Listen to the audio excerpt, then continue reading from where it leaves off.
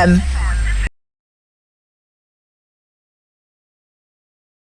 So, first of all, Sammy, thank you all for coming today. I'm buzzing to be here, Pete. I'm excited to have a little chat and see where it takes us.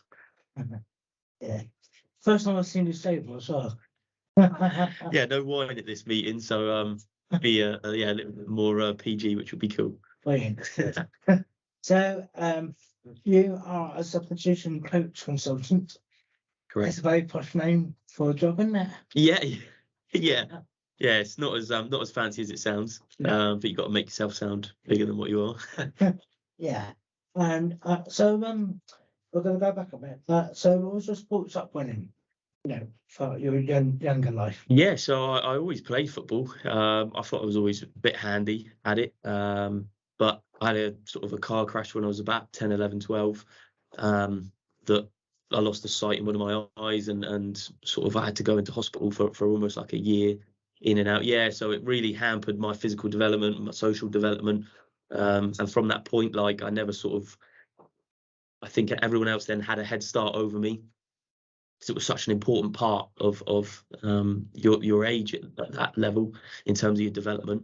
So to not do anything for sort of like a couple of years really set me back. So then football almost became a passion rather than a career. And then I played hockey and I went to Loughborough and played hockey there. But, when it came to my career, football was a thing that had always been a passion for me. So it was a case of, how can I now turn this hobby back into, a career, but not in the typical playing way, but down that analysis and football and coaching sort of route instead.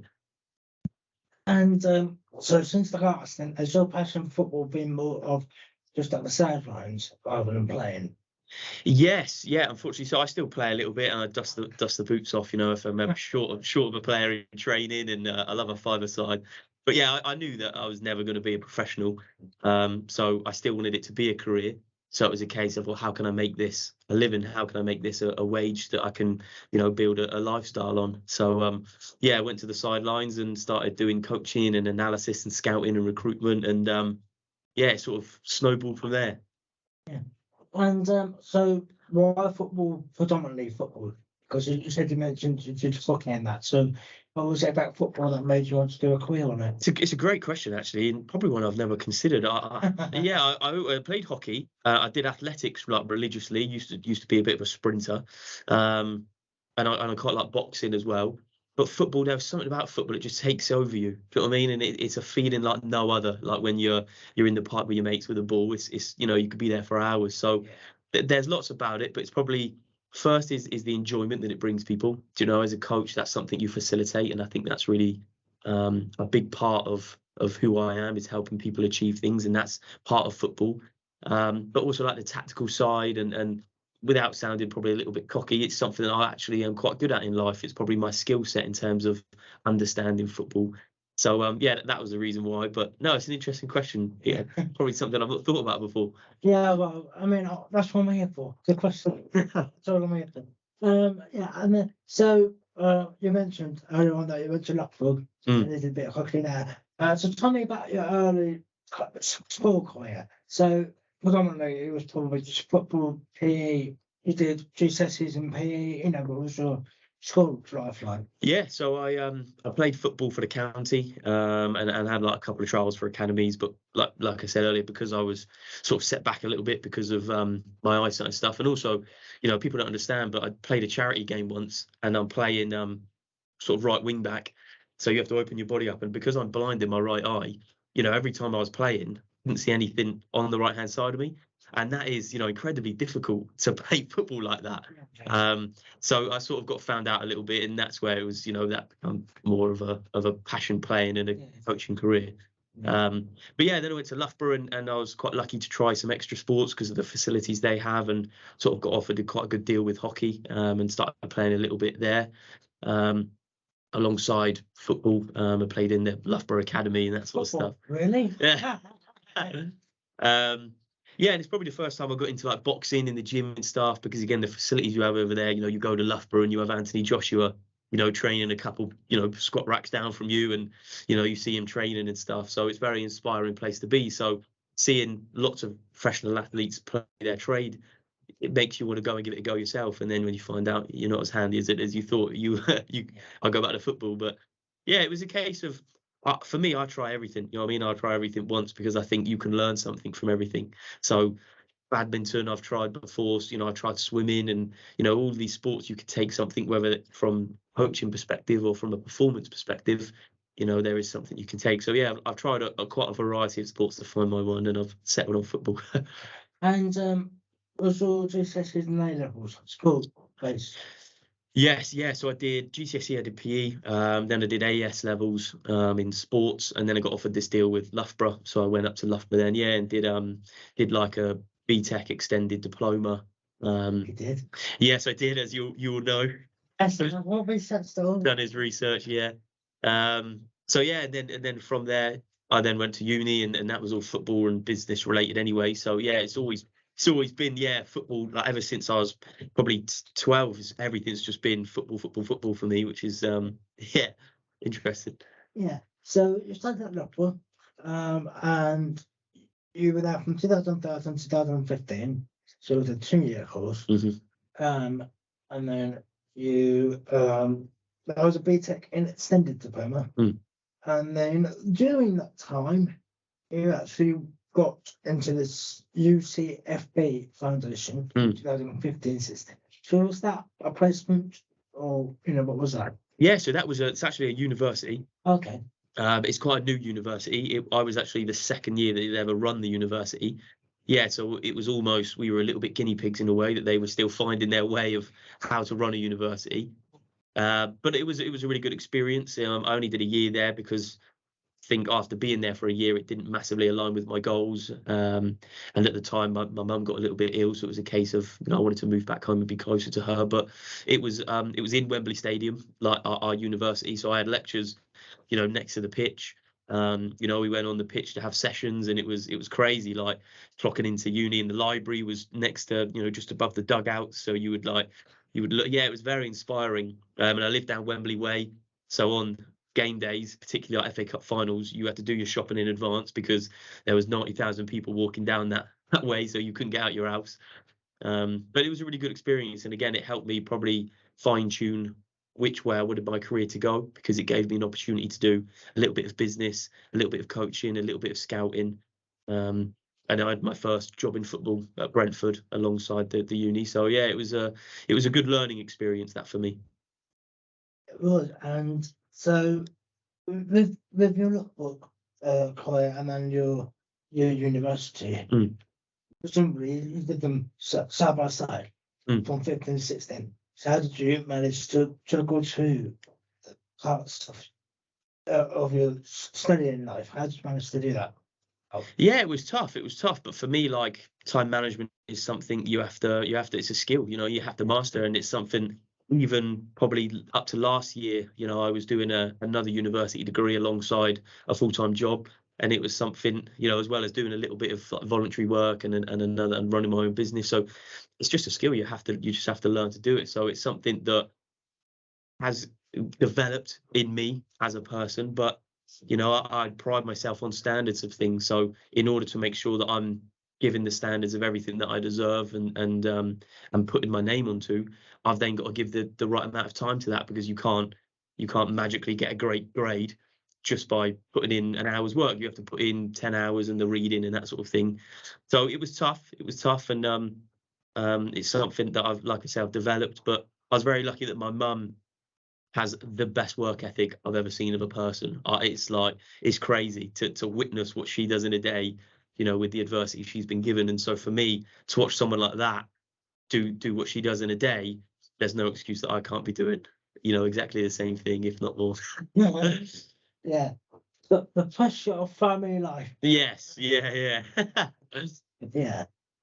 And then we'll go on. You come to London. You then started. I was just talking about, because they've got so many stuff cut in into about 4 years. So let's start off with, you graduated from the university and college. Yeah. And then you went into a talent scout at Brentford in 2016. They'll probably be in League One or the Championship by then. So how did you get that? Yeah, they're a championship club. So it was a good standard probably to get first job in, to be a championship standard academy. They were category 1 as well, so the highest category you can be. I got it through purely reaching out. So I was obviously in and around Wembley area, so I reached out to clubs that were near that sort of postcode and said, you know, I'm keen, I can do this, I can do this, I can do this.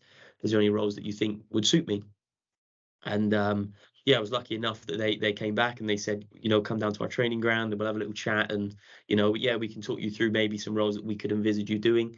So it was a really good experience, and I went there, and it was my first role in football, and even the boss that I had there, you know, I still know today, and I still pick his brains, and we're still in contact. Josh Dolakai, he's a really good guy. So, you know, it was a first platform in football, which for me, you know, when I was 10, 11, 12, you know, when I just had this car crash and I'd lost my eyesight, and, you know, I didn't think that there was an opportunity to play or even be involved in football again, you know, and I was bedbound. If you'd had said 6, 7, 8 years later, you know, you're going to be as a scout for Brentford, you know what I mean? I would have been so proud in that moment. So yeah, it was a really nice moment and a platform for me to start showing my work. Yeah. You said that you lost your eyesight. So there wasn't a career in like a blind football version of it. Yeah, again, it's something where obviously I'm only partially sighted is probably the correct term. Yeah, because I can see pretty much out my left eye, and it's only my right that's completely blind. So I do qualify to be partially sighted, I think. But yes, it was something that we never looked at growing up. Yeah, it was a shame. It was something that never really came about. Because, you know, I come from a really small rural village in Shaftesbury. So, you know, it wasn't like I could access, you know, the partially sighted football team just down the road. It didn't exist. And you know, I always like to challenge anyway. So go and play in normal football with one eye, you know, gave it an even playing ground. Yeah, well, I've seen kind of they just get going blindfolds. Yeah. So yeah, it's true. Yeah. Yeah, and then so and then that was only 2016 you got. Is it so? With Bedford, was it a talent scout for the under 13s or first team, or you know what were you overseeing? So it was academy, and that academy sort of brand would go from under 9s to under 18s, and I got lucky that I had a few under 23 sort of missions as well, which was cool. Yeah, scouting missions. So yeah, it covered a real big sort of age group, which was nice because it's something that you can really expose yourself to is you know, a real range of ages and development and that sort of thing, and obviously I was only 18 at the time, so you could relate to a lot of those ages, having, you know, been quite recent for me. But yeah, it wasn't quite first team just yet. Yeah. And then you moved on from that. Oh no, sorry, no. 2016 you left Bradford and then you went on to Bournemouth. AFC Bournemouth for a talent scout internship. So from Bedford, presumably you wanted more experience, and that's why you got that internship. Yeah, so it was actually quite tough. The way it came out was quite tough. So Brentford actually went through a transition where they shut their academy, and I was part of that. You know, I'd been there 8 months or whatever, and I was part of that. Unfortunately, shut down, and it was a case of, well, you know, there's not going to be a role here for you next year, so you're going to have to go and source something for yourself. And it sort of collided with, you know, me leaving university to go back and sort of look after my mum and be around her a little bit more, which is obviously a little bit more south. So then again, I did the same process where I reached out to certain people and said, just done Brentford, what can you offer me? Is there anything that you know, I can help add value to? And Bournemouth came back and said, we don't usually do this. You know, you'd be our first ever intern, but you know, we're willing to give you an opportunity. And yeah, Carl Robson, again, someone who I speak to daily. So yeah, I did that, and yeah, I was in at Bournemouth, and it was a similar role, but this one was full time, whereas the last one was at Brentford was part time. So yeah, it did give me that little bit more exposure and more experience and more responsibility that, like right you said, I was after. Yeah, and then you actually had quite a good trajectory within Bournemouth. We'll just go through a few of them. So you did that for a year. That's probably when Bournemouth was in the Championship at that point. They were Premier League. They were Premier League. Yeah. It was that year. Yeah. Sorry, yeah. So that must have been fun at starting and go from Championship to a Premier League team. It was, yeah. It was exciting for the first team. But for me, where AFC Bournemouth was a Category 3 academy, so I'd actually dropped sort of 2 levels. Not that that's something that I care about, because I think football's football. Do you know what I mean? It's where it's it's a level playing ground really. It's just that the resources were slightly different, and that Brentford had prioritised it, and Bournemouth hadn't quite probably caught up with it yet. So yeah, it wasn't a massive difference, no. No. And you did that for and then you went on a regional scout. So presumably that was Hampshire based, looking around different clubs and under age groups. Yeah, so it was actually Dorset. Dorset. Just because that's where Shaftesbury was. It was based in I'm based in Dorset. So yeah, it was a regional scout. So I did the whole of Dorset. And again, it was that responsibility that I was looking for, and that little bit of extra platform that you can now showcase your work on. And I was lucky that sort of I worked hard to be given that opportunity to then, you know, have almost not controlled Dorset, but that be my area and put my name to it. So good for networking as well. Very good for networking. And then you did that for 2 years, and you had multiple jobs from 2019. So let's start off with you went back to university, the Open University in 2019 until 22. What was that in? Open University. So it was, I think it's called like Sport and Exercise, is like the overall title, but you had sort of an opportunity to specialise, and I specialised in leadership and management. So something that I'm quite passionate about is people and how they work and what motivates them and how they learn, and when they get upset, how do they act and how do you bring them back and that sort of thing. So yeah, that degree was a really good opportunity to really learn, because I'd had real world experiences of people, but I'd never knew the science behind it.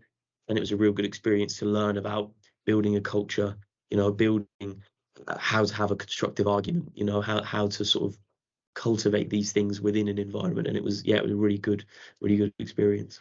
Well, and you must have been pretty good at it. You got 2-1 like that. Yeah, I did okay. Was that what you expected? Or? Yeah, for me it was a tough one. I'd never really prioritised results. As long as it said on my CV that I had a degree, I was something that I was keen for, because what I was doing alongside the university was working in football, and that was my end goal. You know, I was working at Bournemouth and Weymouth and Wimbledon, and so for me it was a case of get what grade you can, you know, and tick all the boxes and make sure you learn, and like I said previously, put the standards on yourself to make sure that you deliver. But alongside that, you know, I was balancing, you know, these full-time jobs in football that I knew was going to be my long term. So it was a case of, you know, having to, again, comes back to that word time manage, you know, which is such an important skill that I've had to utilise here. Yeah, organisation, time management, very difficult to do.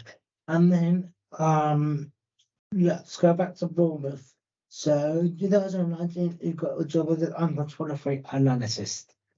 So I'm assuming that was just looking at training, looking at games and how to improve people. Yeah, so again, I was balancing my Bournemouth scout sort of alongside it, and Bournemouth was fantastic to me. You know, if ever I asked to do something, they would make sure it happens. You know, I was lucky that I was surrounded by really good people, and I went to the 23s coach and I just said, you know, I'd love to be involved. I would love to learn, and I'll do it for free. And you just tell me what you want from me, and I'll get it done. And just let me be in meetings and, you know, sit in and things.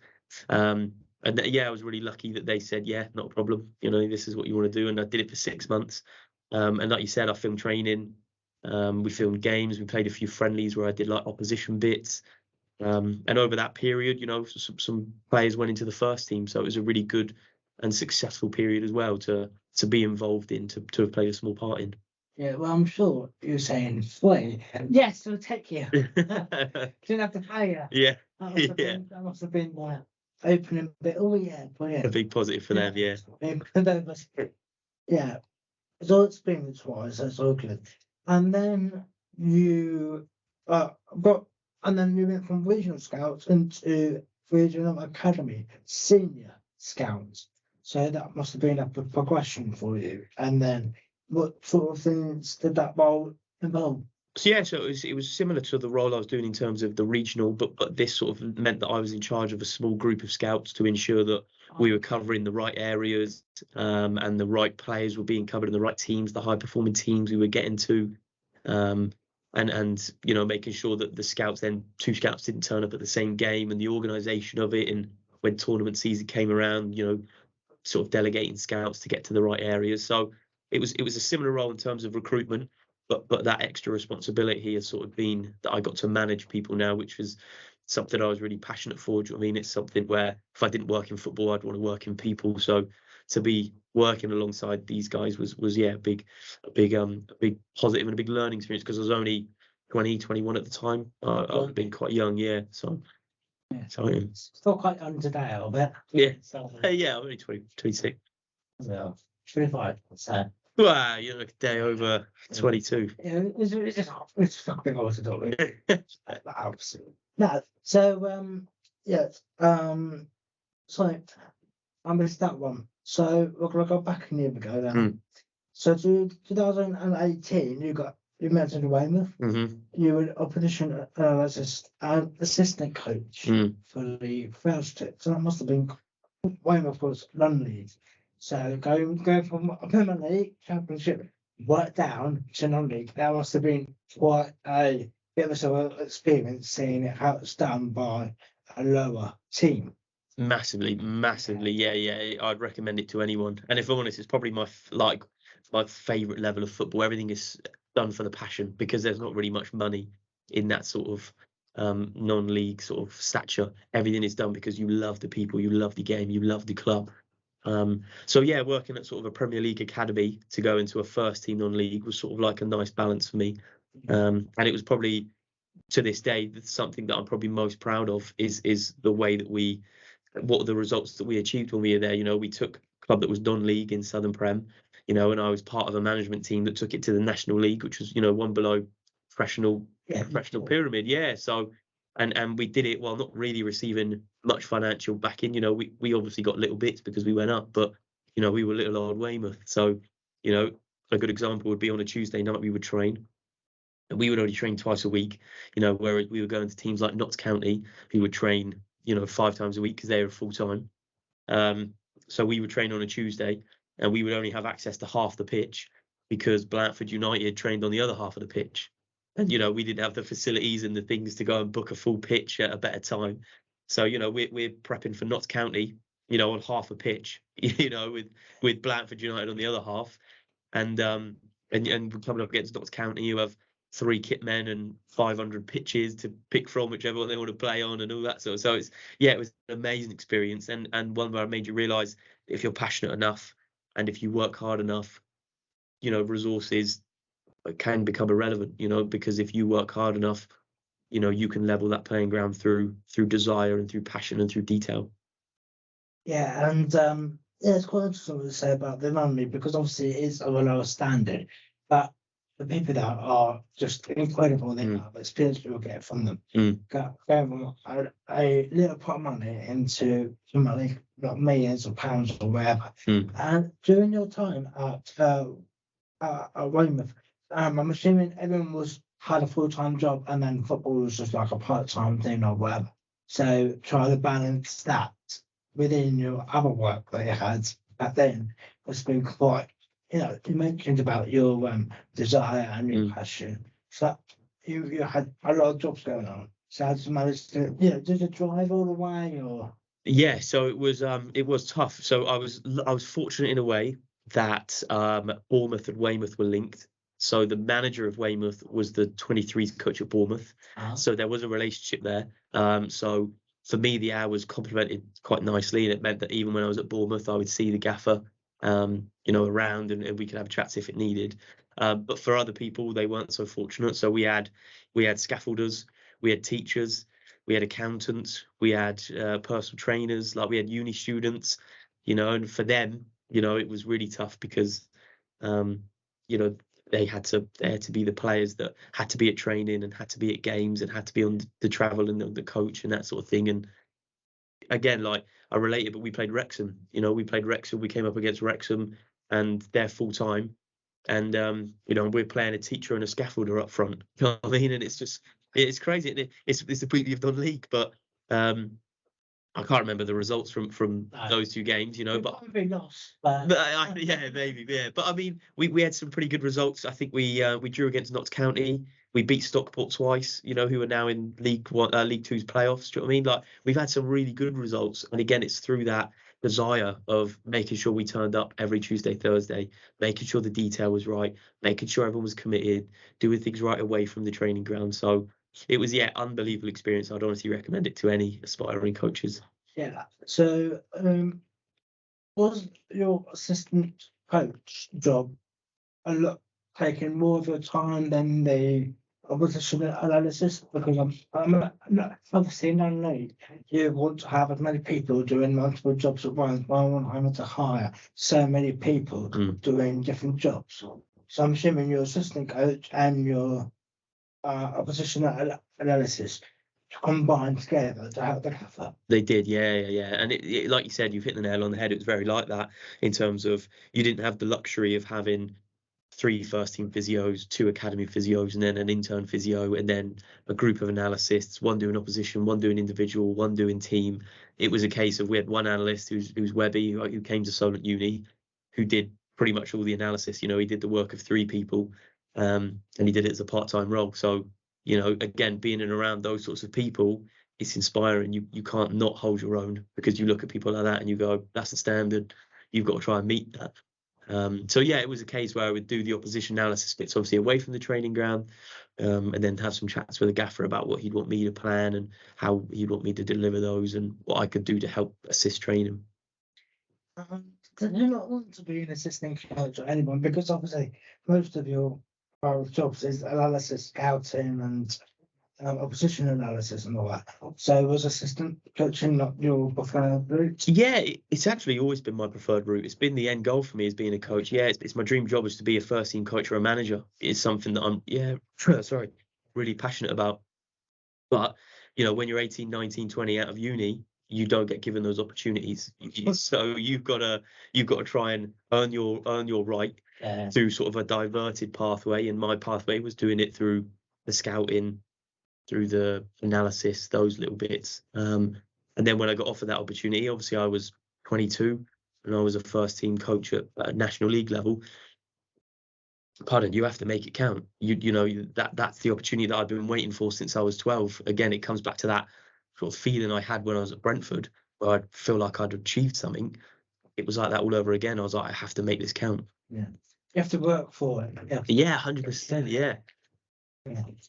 And then from so you did that for 3 years at Weymouth. We're gonna go on to so with that role you were at the Professional Football and Scouts Association, which is I come from a hard up. So I'm assuming back then it was kind of like small business thing. You were there for 3 years. So I'm assuming that was just talking about the professional standards. I would just say you've got to have your own standards, you've got to maintain that at every level. So what does that sort of thing involve? Yeah, so I was so that company, and one of the lecturers at Solent Uni now, I think, works for them in some capacity. I think you'd have to confirm that. It's Kev Braybrook, but pretty much they would hold scouting courses where they would teach you and educate you maybe on how to scout and analyse things better. So you would do their courses. And as I was with Bournemouth, we were quite lucky in that we got offered that opportunity to go and do their courses. And then on the qualification of that course, once you'd sort of passed it, they then offered you chances to go and scout for teams. So for me, again, it was an unbelievable opportunity to go and network and test myself at a higher level. And I did it when I was at Bournemouth. So the first team I did was Macclesfield, who were in League Two at the time. So again, that's that first, football league, little bit of action. I know, not the best team. And yeah, it was that incentive to go and test myself in the football league. So I went and I analysed a game for them. I think it was Yeovil that I analysed for Macclesfield, and I know even more. And sent them a report. based on this opposition. And Yeovil, I have a lot of respect for Yeovil and how they operate. So, it was a really good report. They played the right way and they built the right way. So it was a really good sort of detailed report. And again, coming from non-league, it wasn't what I'd sort of been used to at this first team level, just to see the detail and the next level. And it was brilliant. And then since then, I've done some teams like Ipswich, done a couple of championship sides, done Notts County. So it's just been a really good experience to go and get actual real world experience in scouting teams. Yeah, did you know Notts County when Wrexham had the Hollywood owners in, or was it before? It was before, unfortunately. Yeah. Yeah, just before. That's a shame. Yeah, it would have been that would have been a great report to cover. Yeah. Yeah. So keep looking at the owners rather than just the game. What everyone's focused on the moment. And then we'll go back into and then. So you had multiple stuff on your plate during COVID. Yes. So you had your regional academy senior scouts at Bournemouth. You carried on at Weymouth, and you're part of the Football Scouts Association, and you're still at university. So you carried on online for 2 years or however long it was. How was it for you? How did you manage it all? So it was tough because initially football stopped during COVID. So we went through a stage where I actually had nothing, and that was a real big pain for me because football is my identity. Probably a little bit too much at times, but it's who I am. It's what I do. It's how I define myself. So when that gets taken away from you, it was quite tough mentally to handle that. And then it was a case that it came back all at once. So then again, it was that massive switch into, it was full swing, 7 days a week, every hour of the day, you're trying to fill something with something. But it's again, I learned a lesson from that. You should appreciate the time that you're in. What I should have done is when lockdown happened and I shut down, I should have taken that chance to rest, recharge and recover and maybe re-educate myself on some things. But instead, obviously, I was sad that I was missing out. Sorry. Feel missing out. Exactly that. But yeah, no, it was tough, but it got me through lockdown, so massively worth it. Yeah, I'm trying to juggle 3 jobs at once. Having to juggle 3 jobs at once. Yeah, I must have been quite a tough, try to fit in meetings that with others, not double booking yourself. Multiple people within the advance, Teams or Zoom or whatever. Yeah, no, it was exactly that. It was a case of you're trying to balance 3 different workplaces and everyone expected the best of you. Yeah. It wasn't like you could be off on one workplace because the other workplace wouldn't understand that. They're paying you for a service, and it comes back to that word standards, that you have to give that standard that you're being paid for. So it was definitely tough, and I definitely felt the pressure. But again, something like that at a young age, I think for me was beneficial. It helped me have resilience. But also, I touched on it earlier, but I went through a stage where obviously, I lost my eyesight. So it was quite a tough time. I was stuck in hospital and then almost lost my mum through an illness. So that for me was real stress. These stresses that come from work don't measure anywhere near the same level as when you think that you might lose someone that's close to you.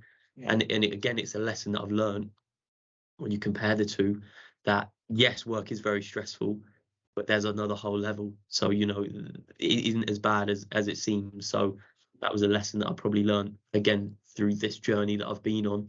And it's something, that I can resonate with now. Yeah, well, you just never expected to do it. So that happened and then. Exactly that. Yeah. Let's move on to after COVID now. So you finished in 21, you left your regional academy senior scout at 21, you left Weymouth, you left the association, and then you left uni after that. So you mentioned your mental health. So you were part of the mental health company. 2019 to 22, that must have helped. Yeah, it was honestly one of the most rewarding things I've ever done in my life, and I continue to try and do it every single day if I can, because it's such a good feeling, like helping people.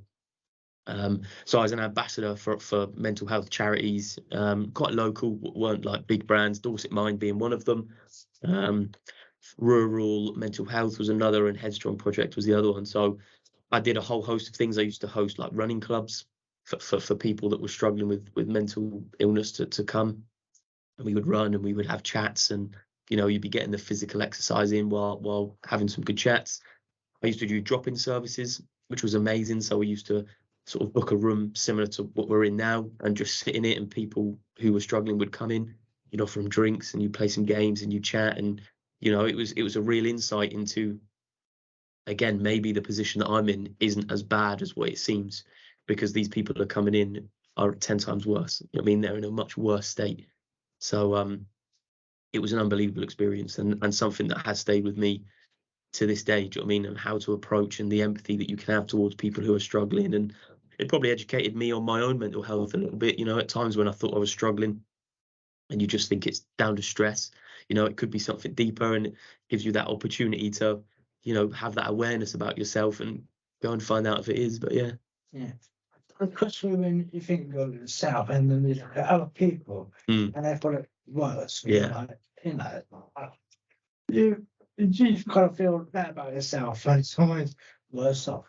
But then again, there's a progressive standard of saying, I might be this level, but some people are way down. And then you're able to help them because you're on a higher standard of. Yeah, exactly that. For me, it was a case of looking and seeing, they've got it a lot worse. So be grateful for what you have, because you could be in their situation, and that would be a lot more damaging to you. But then it's also about using the platform that you've got, where you do feel a little bit more positive at the moment, to try and drag them up to the standard with you. And I think that's really important, and something that, links in with coaching a little bit, because coaching is effectively helping people achieve things. And in this mental health charity, we tried to help people feel more positive and more sustainable about their lives.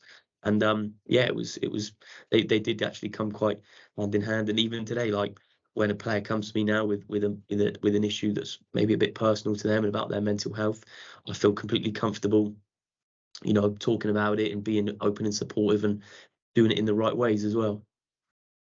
And then, I mean, most of them after that. And then there was anything else up there. Because I've had so many jobs. Yeah, I know.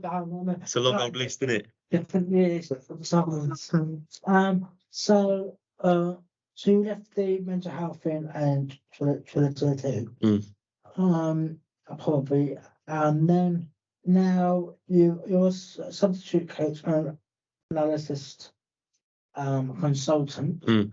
I'm assuming that's just by yourself. It's a business for you. Correct. Yeah. So after I left Weymouth, I've always been determined to be, as high as I can go and test myself at the highest heights.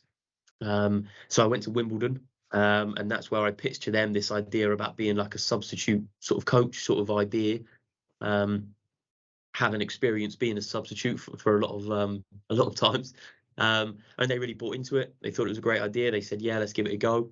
And I was with them for a year, which, again, when you said to that 10, 12, 11-year-old little boy that just lost their eyesight, you can't play football, in 10 years' time, you're going to be in League One, as a coach. Yeah, like you're going to go to Sunderland, you're going to go to some, Sheffield Wednesday. I was lucky enough to go to Arsenal. You went to these, and it was unbelievable. It was probably the best year. And again, something I've learned now is that I needed to appreciate that, because when you're in it, it's the rat race, you're hustling, it's day by day by day. And, sometimes it was only when I left Wimbledon that I had that opportunity to look back and go, wow, that was incredible. Like what I achieved, what I did was just unbelievable. Like it's such a good experience. Especially at your very young age. I thought we were a bit older than that. I'll put the paper in. So you're about 30. Yeah. Not that I'm looking, I'm sure you're about to say. It's just very mature, aren't I? Yeah.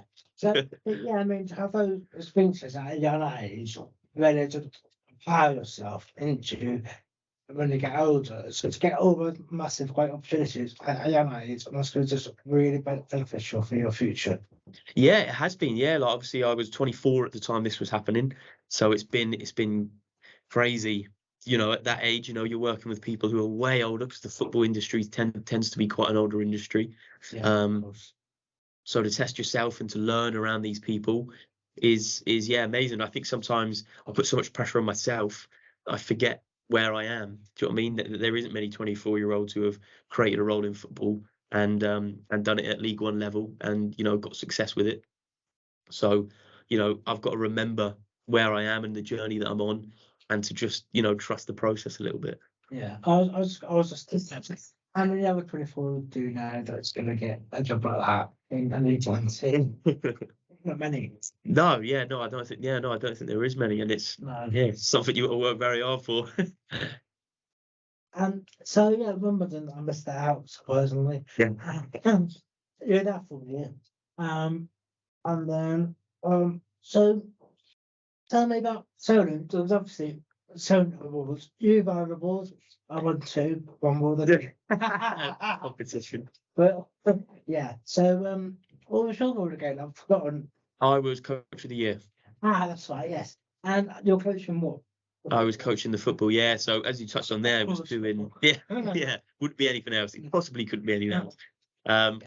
Doing this consultancy, as you touched on a little bit there. I'm doing this consultancy, and it's a business I run, and I go to clubs and I work with some really cool clubs to try and improve their substitutions. But something that I'm really passionate about is being on the grass and coaching and working with people and building my own philosophy. So I thought to myself, where could I go, that's going to allow me to complement my other hours of being a consultant, but allow me to still coach. And this brilliant opportunity came up at Solent Uni to try my own things. It would be the first time at 25 where I'd actually been able to say how I think things should be done. Yeah. Because I've always been part of the management team who someone sets the tone and you just have to follow. It's been an unbelievable year. Just again, do you know what I mean? The things I've learned this year, when you have to make the team talks, you have to decide how you react after a loss, after a win. You have to decide training. You have to decide standards of a group. You have to get people in a team of 18, 19, 20-year-olds who typically aren't easy ages to all pull in the same direction. It's been an amazing experience, and I've learned so much about myself as well as about the role. So it's been it's been really good. Yeah. You've actually learned a lot about drinking. Yeah.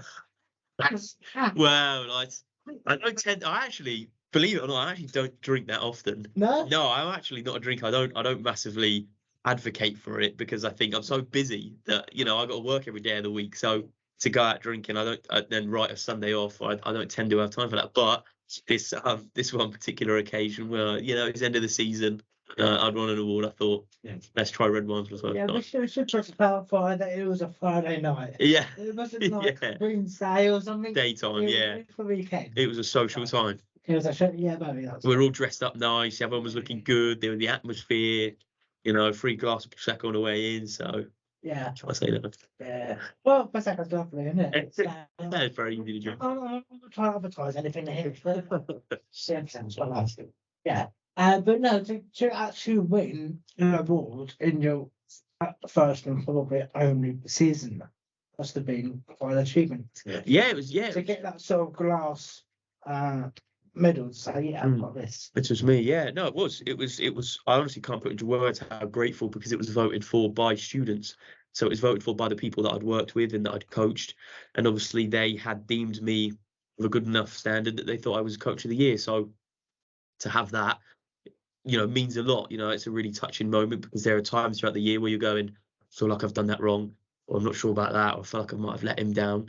But then come to the end of the year, to get coach of the year, it shows that you made those right decisions along the way. And I actually won it at Loughborough as well. So it was nice to be consistent with it, and to make sure that it was something at the beginning of the year that I thought I wouldn't mind if I won that. That's a goal of mine. To win it was a very proud moment. Yeah. And then you would you carry on or not? In what role? With Solent. So I probably would have carried on, because I think it would have been a good experience to do a second year and transition even more new players into what we were trying to achieve. But the university have gone a separate way, and I completely respect that. So I'll be interested to see how it plays, and there's no problem on my behalf. I think that's the nature of football. I've been let go from jobs before, and it'll happen again. So part of the game. It's going to be the interesting development what happens here at Stirling. We're now going to go on. Before I get on to the future side of things, I want to ask you actually, when you say you're a substitution coach, and then I'm assuming you can probably set the record straight in a minute, but what I think of it is it you training with the substitutes on the pitch before the game, and then when they're running up and down on the fellow pitch, is that you? What's the job? Yeah, so it's a good way. Obviously, I've got to be a little bit careful with what I reveal because it's quite a sought after role at the moment, so I have to protect elements of it. But no, you hit the nail on the head. It's my job to make sure that the substitutes come on and do the business. And if they're not doing the business, then it's me that's accountable for it. So, I've got to make sure that there's a structure in place for them. I've got to make sure that they're educated on how to be a substitute because it's not typically an easy role. And so, it's my responsibility, just like a set piece coach would be responsible for everything set piece related. A substitutes coach is someone who's responsible for the handlings of all the substitutes or finishers. Oh, well, I just assumed that was a manager's job. Yeah. I was tired. Let's get him off. Get someone else on. Well, that is interestingly my pitch. So I feel like there is a lot of subbing with a hope, and I think there's not a lot subbing with a plan. And that's where Sammy Lander comes in. He comes in and he gives you an idea of how to probably substitute with a little bit more rationale and data, and hopefully then produce those more consistent results. Yeah. And so where are you hoping your South One business will take you?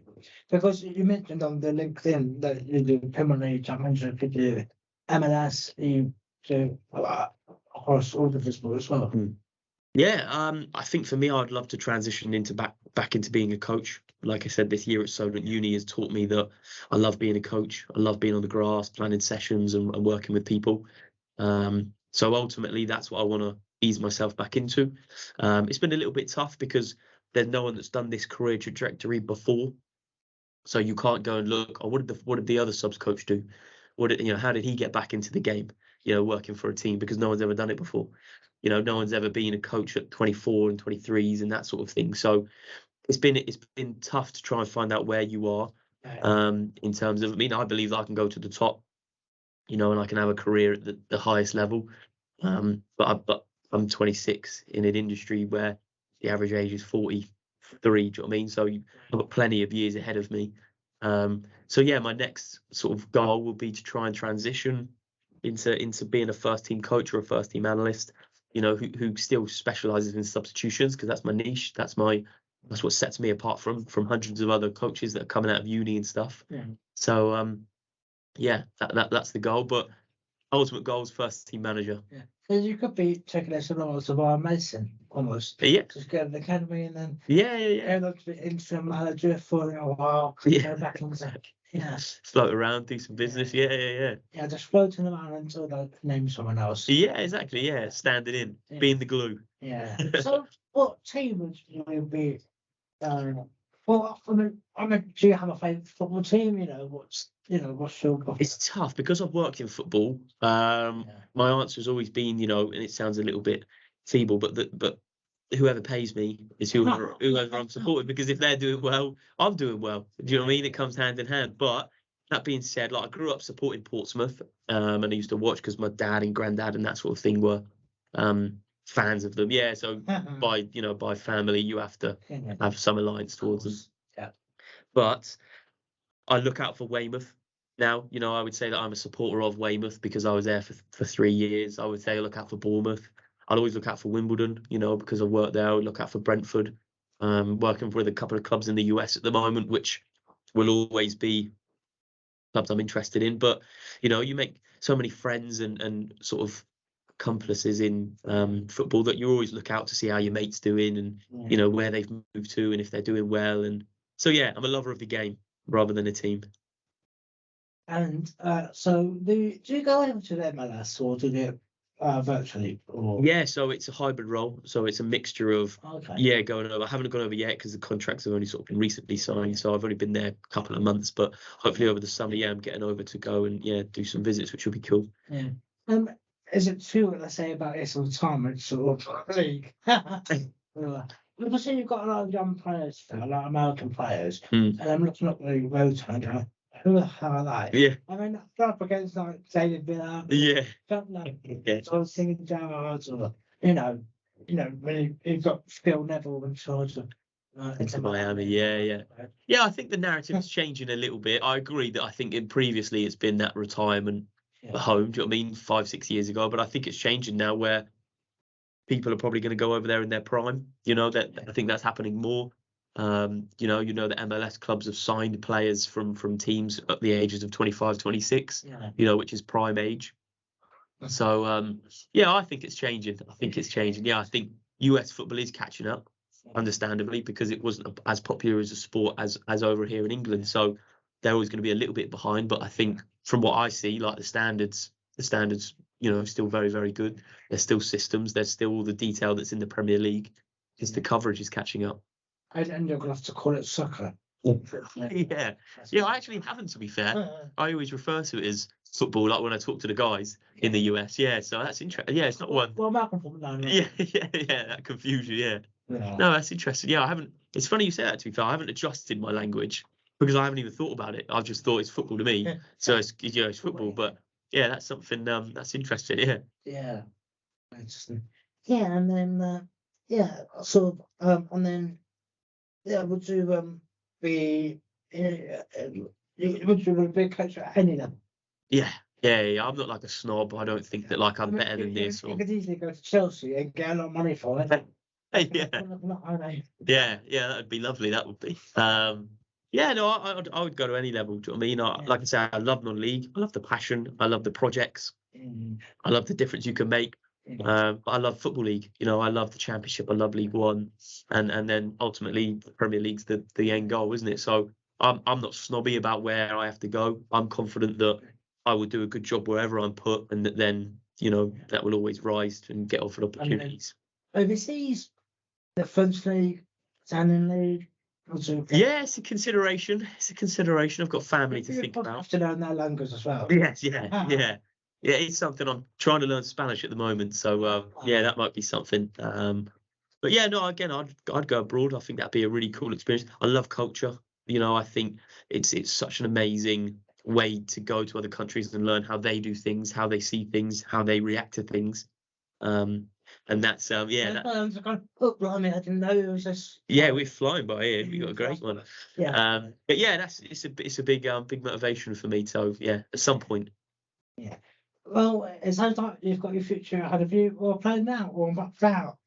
Yeah, hopefully. Yeah. It never goes the way that it seems to, but I'll be following you anyway. Yeah, Peter Lee, we'll do this in 5 years' time, and we'll have a little catch up, shall we? Yeah, well, it's very interesting because obviously I didn't know who you were, so I was just looking at Bournemouth football. Yeah. So I was just I'm always sitting down anyway. But I was just sitting there looking around the table for a name, and I thought, who the hell is Sammy? I've never heard of him. Yeah. Because we were all part of his staff. Yeah. Staff. Yeah. Put on that. And then, but you made a great impact on me. Yeah. I can hear what words you were saying on most people. I'm like, what? Yeah. I think that's part of the game, isn't it? Having charisma. Yeah. Part of the game, part of your personality. It's an important trait to have, I think. Yeah. And networking is fun because he just said, "Oh yeah, just get in touch." Because apparently they put your name on the. Oh, did they? Yeah, they put a G. So I was looking at Lander for quite a while. Oh, were you? Yeah, I'm blessed. I was 27 and with Lander. Yeah. I didn't even clock that. Sorry, I'm not bad. Yeah. Anyway, so good luck for the future, and I'll be sure to follow you. And thank you very much for coming on today. No, thank you, Pete. It's really appreciated. I've loved the experience, and I hope you get what you want from it. So, congratulations on your 2 awards. Thank you. One more than you. Yeah. Well, thank you. Cheers. And then teams.